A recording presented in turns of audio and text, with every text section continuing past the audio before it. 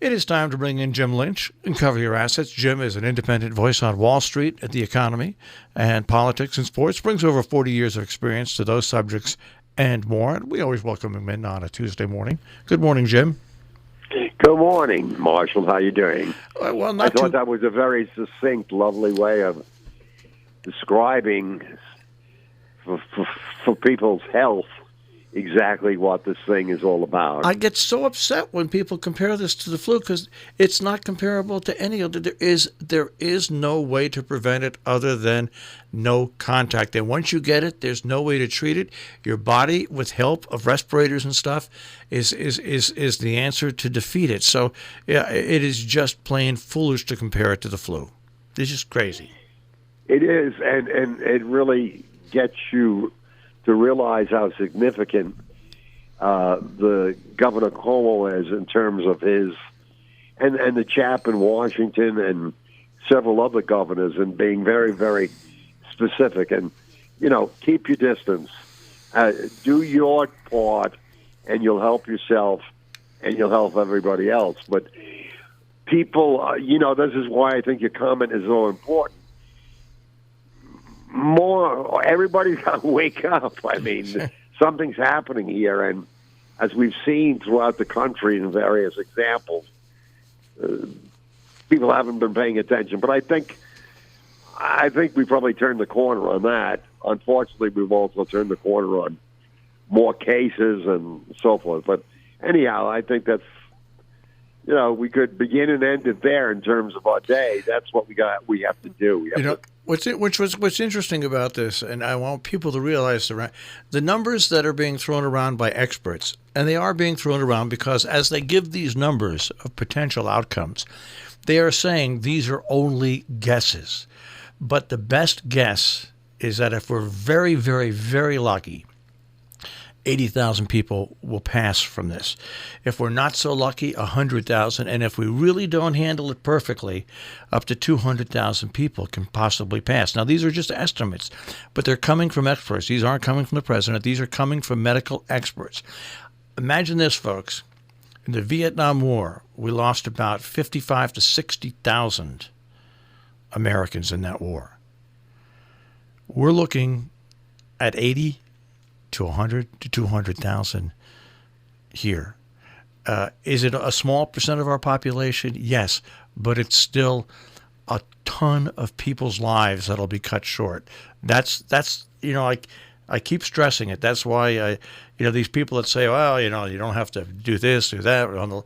Yes, you do. We the only way we can stop this is by distancing ourselves from other people. But anyway, with that being said, Jim, I mean, it does rule when you take a look at the news.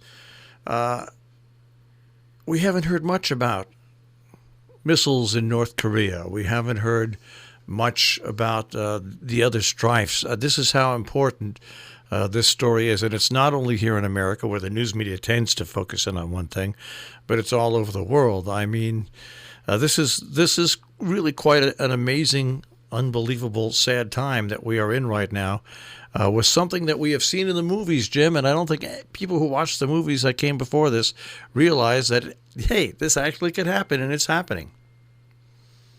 Well, I think we still, we have to continue for another moment or so on this serious situation.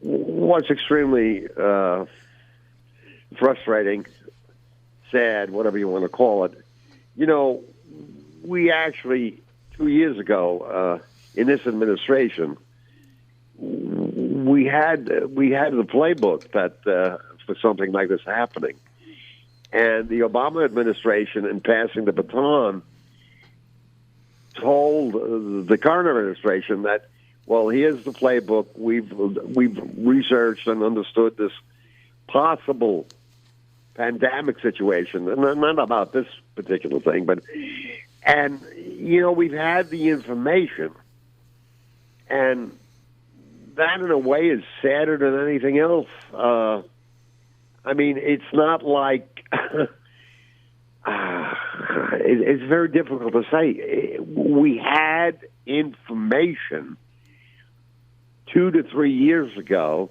of the seriousness of this, and then the administration, whoever, whatever, they said, no, well, forget about it. We don't want to spend the money on it, this and that.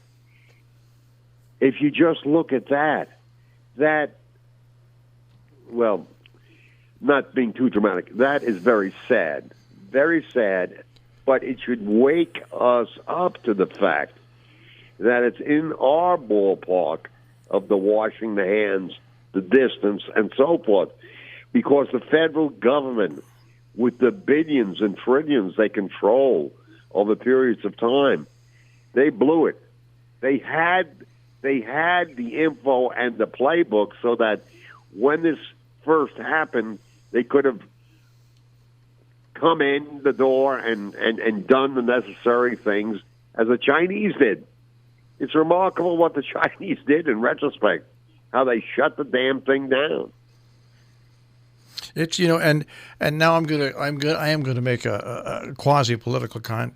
I've said all along from the very beginning that this president should not be conducting these conferences. It should be the experts.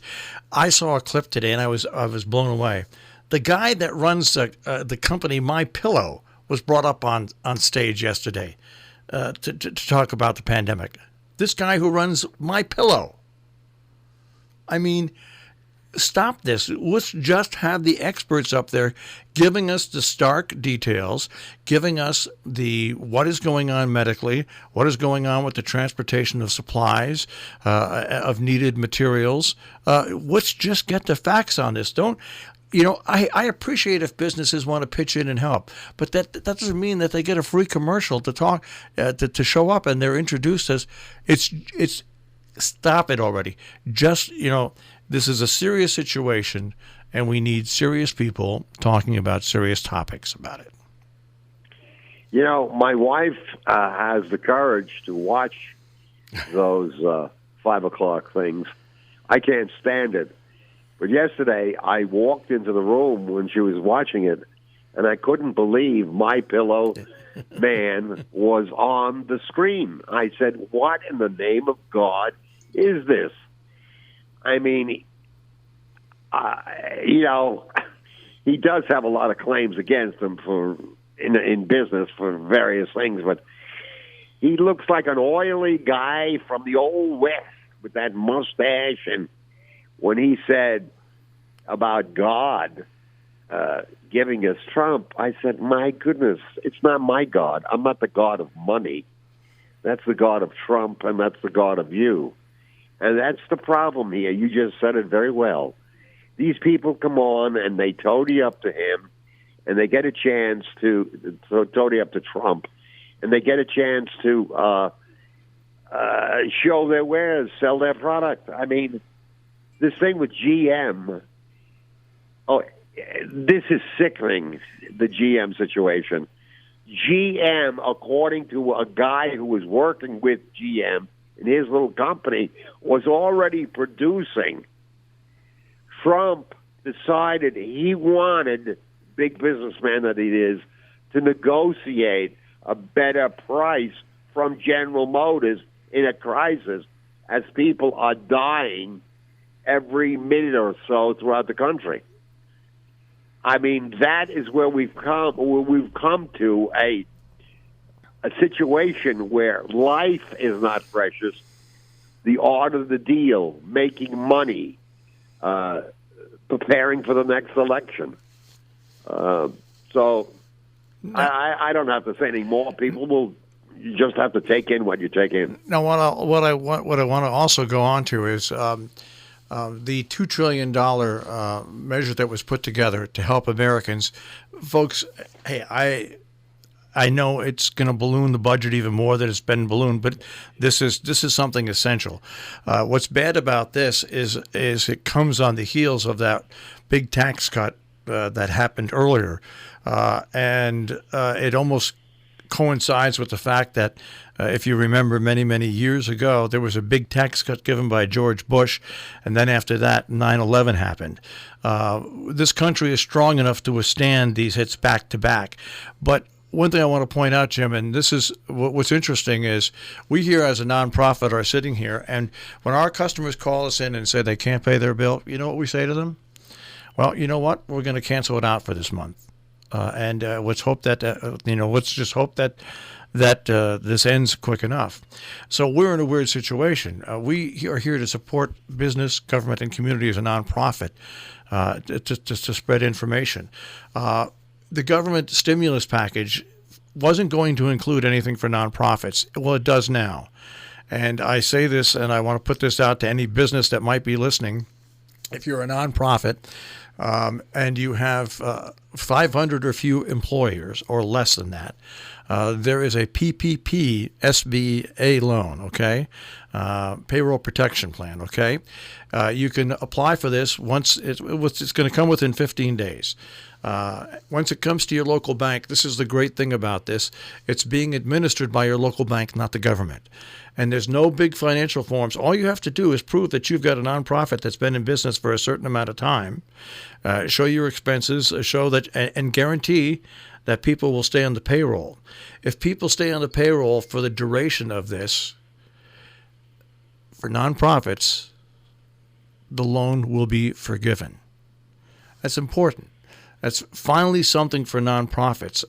We have to make it the next 2 weeks because we have zero money coming in. I mean, not zero, but I mean pennies. And we're strong enough to get through this.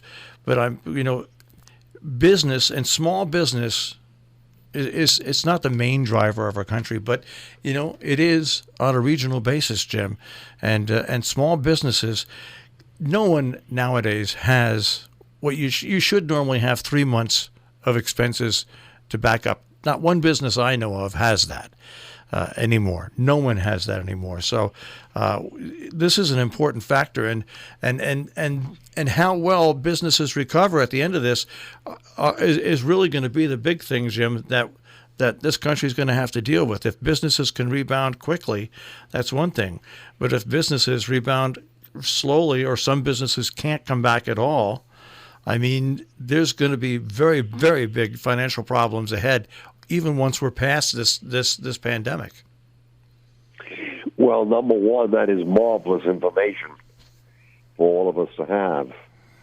Also, it's lovely to hear that there's something available to the true grassroots of the country. And in addition, what you're saying really highlights the fact that what drives this country, there's a top line, they manufacture and they this and that. But what drives the country is the average person in either an average business or just doing a regular job who contributes to the volume of transactions that makes the economy hum.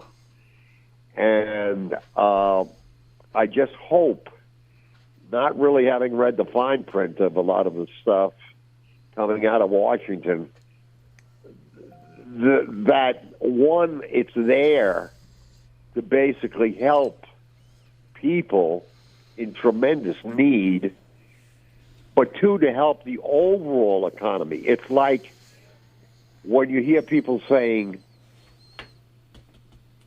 keep your distance for yourself, but for the rest of us.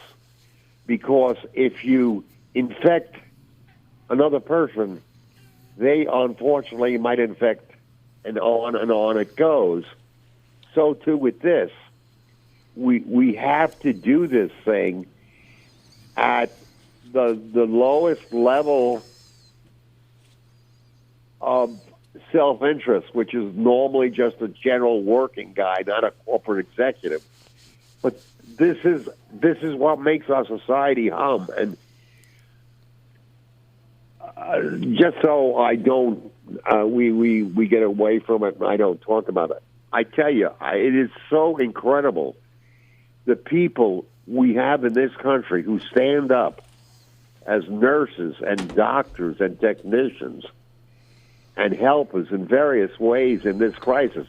but I'm talking about the people on the lines daily to help us. You're right. And we have. Go ahead. Go ahead. Oh no, you're right. But how about the how about the people who are just at the that operate the stores, the businesses that are station. open, the gas stations, the bus drivers? How about the delivery people? How about the people there's who are so many people that go to work, and you know what? The longer this goes, the less work they're going to have. But these are the people that are out there every day with no protection at all. And they're doing it because it's the right thing to do. Also, ton of people. Great thing about New York State, ton of people volunteered. Ton of people, and there are people signing up to volunteer.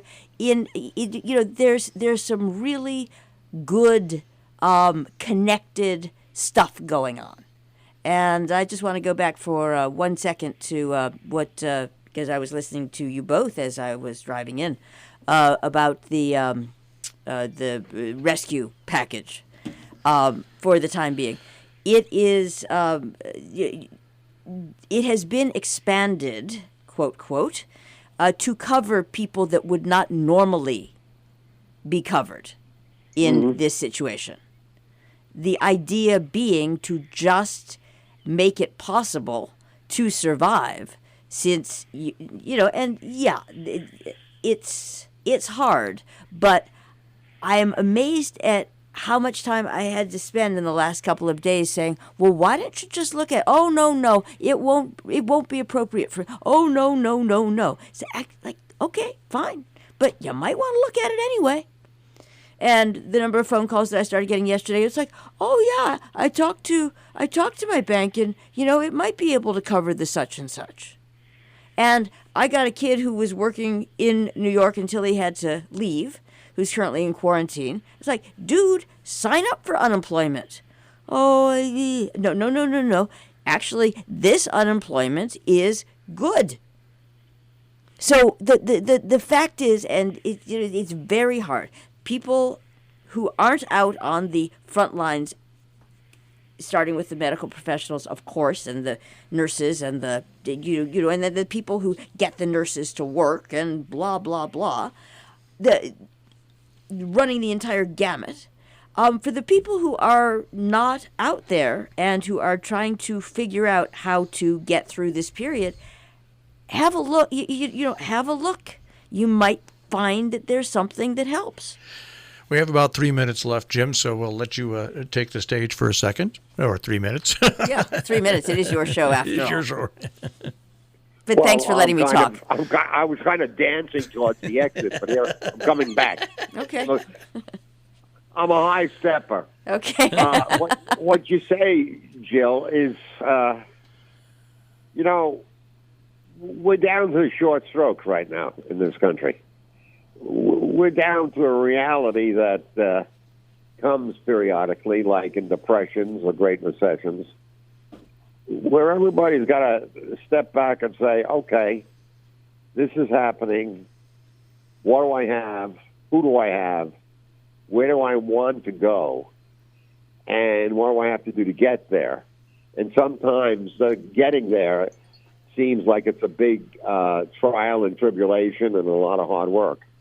But as we've seen in this country, we've always come back. And I think that the necessary ingredients are there.